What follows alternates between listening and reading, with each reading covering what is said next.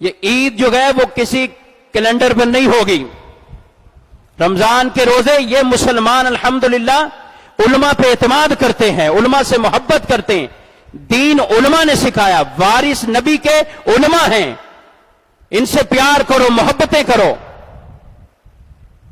ہم کیا ایسے لوگوں پہ اعتماد کریں ہر دن ٹی وی پر بیٹھ کر پتہ نہیں کیسے کہتے جھوٹ بولیں, جھوٹے وعدے کریں, جھوٹی باتیں کریں, بعد میں کہیں کہ ان پہ اعتماد کرو. ارے ہم اپنے روزے بھی ان کی طرف بھیج دیں, عیدیں بھی ان کی طرف دیں.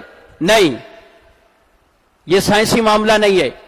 حضور کی حدیث سے سارے یاد کر لیں, ہر سمجھدار آدمی یہ بات سنے گا اس کو بالکل کلیئر ہو جائے گی.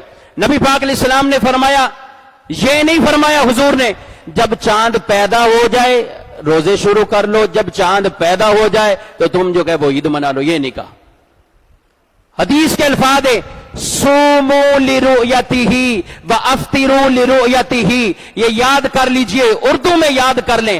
فرمایا ہمارے پیارے محبوب علیہ السلام نے چاند دیکھ کر روزے رکھو, چاند دیکھ کر اپنی عید منایا کرو.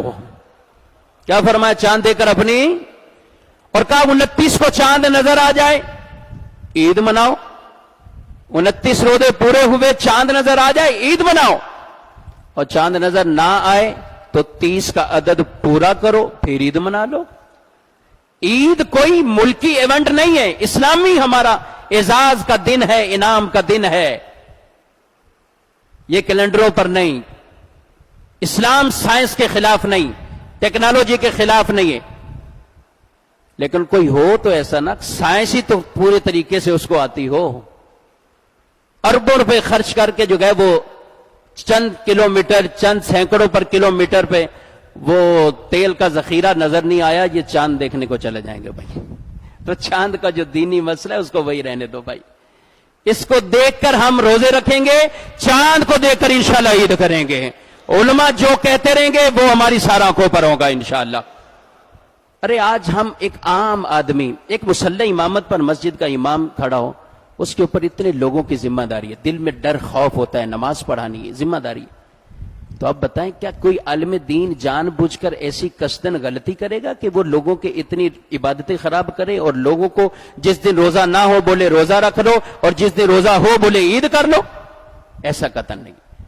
تو یہ علماء سے دشمنی ہے, علماء سے بغض اور عداوت ہوتی ہے. حالانکہ علماء ان چیزوں کا نہیں, یہ کیلنڈر کی بات کرتے ہیں. آپ مجھے یہ بتائیں, کیلنڈر کئی مدارس کے اندر کئی علماء کے پاس, اگرچہ ان کے پاس جدید آلات نہیں ہے, پورے کیلنڈر تیار ہے, پورے کیلنڈر تیار.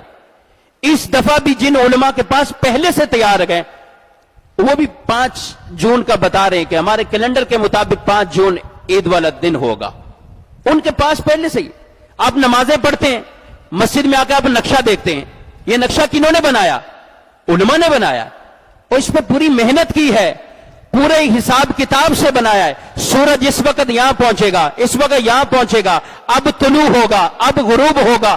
ارے پورے سال کا نہیں, یہ جو کیلنڈر نماز کے لیے بنایا جاتا ہے یہ 25 سے 30 سال کے لیے, 5 سال کے لیے نہیں, 25 سے 30 سال کے لیے یہ ویلڈ ہوتا گئے, اور لوگ الحمدللہ ان کو دیکھ کر اپنی نمازوں کے فرائض جو ہے وہ ادا کرتے گئے.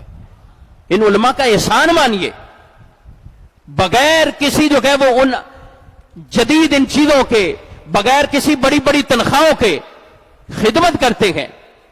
علماء سے پیار, علماء سے تعلق, رشتہ اپنا مضبوط کیجئے. نبی پاک علیہ السلام کی ایک روایت ہے, وہ سنا کر میں اپنے موضوع کی طرف چلوں گا.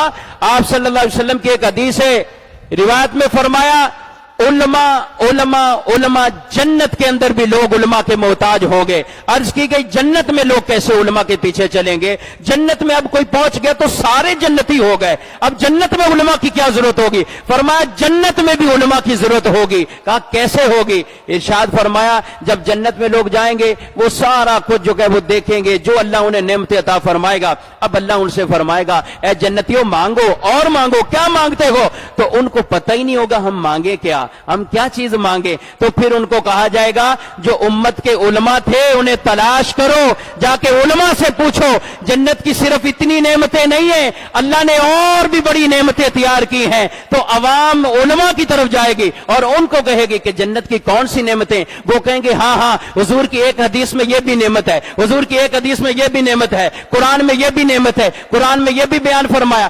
علماء جنتیوں کو بتائیں گے، پھر جنتی اللہ سے سوال کریں گے، اللہ ان کی نعمتوں میں اضافہ فرما دے گا۔